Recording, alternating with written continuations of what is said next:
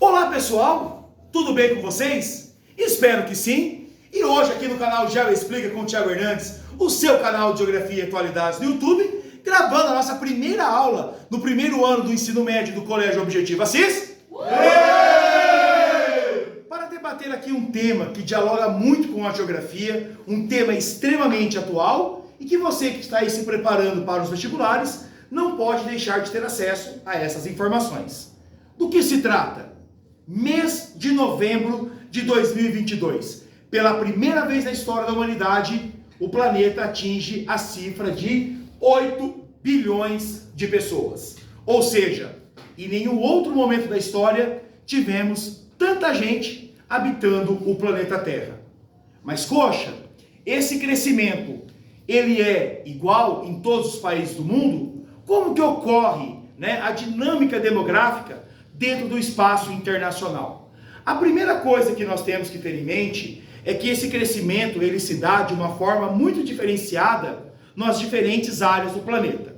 Vejamos, nas chamadas periferias do capitalismo globalizado, ou seja, nas regiões de baixo IDH, que vão compreender a América Latina, continente africano, sudeste asiático, a explosão demográfica, ela ainda é o quê?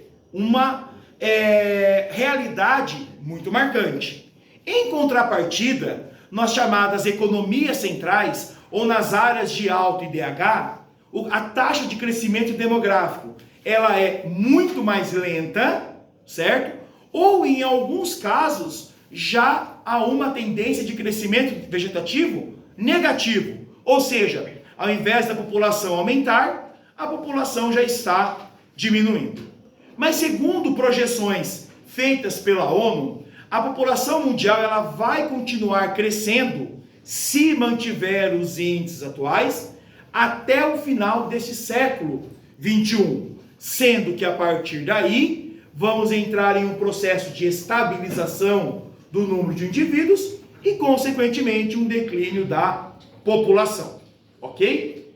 Mas é importante lembrar, gente, o seguinte, que 8 bilhões de pessoas já é um número suficientemente grande para representar um enorme desafio, Qual desafio ou quais desafios? Primeiro, atender às demandas básicas dessa população. Quais demandas básicas? Saneamento básico, moradia, alimentação, escola, emprego.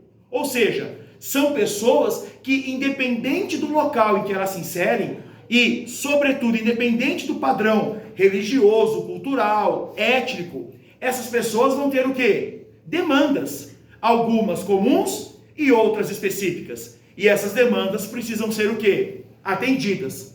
Porém, paralelamente ao crescimento da população, ainda estamos assistindo o quê? Um crescimento da desigualdade social. Ou seja, uma população que aumenta em termos quantitativos, mas também uma população que aumenta em termos de desigualdade. Ou seja, ainda presenciamos no planeta um grande contingente populacional que não tem acesso aos itens básicos, como água potável, alimentação, moradia e outros indicadores que vão compor os parâmetros básicos da dignidade humana. Juntamente com isso, nós temos os desafios ambientais em curso que, em razão das suas implicações, tornam cada vez mais desafiador o ato da produção agropecuária. Ou seja, ter itens, ter alimentos que sejam suficientes para atender à demanda global. Hoje, temos um excedente alimentar? Temos. Mas como eu posso ter um excedente alimentar e, ao mesmo tempo, pessoas que passam fome? E não são poucas, Por que isso acontece? Justamente porque, como abordado anteriormente, a desigualdade socioeconômica vai resultar no quê? Numa condição de acesso desigual a esses alimentos. Ou seja, lugares em que simultaneamente ou concomitantemente eu vou ter um excedente de alimentos e pessoas passando fome. Então, quando nós falamos dessa cifra de 8 bilhões de habitantes, nós estamos entrando aí em um campo repleto de grandes desafios. Em relação ao Brasil, hoje nós temos uma população estimada em aproximadamente 220, 225 milhões de habitantes. A projeção é que a nossa população continue crescendo até atingirmos a casa de 240, 250 milhões de habitantes, e a partir daí entrando em um parâmetro de estabilização e depois declínio.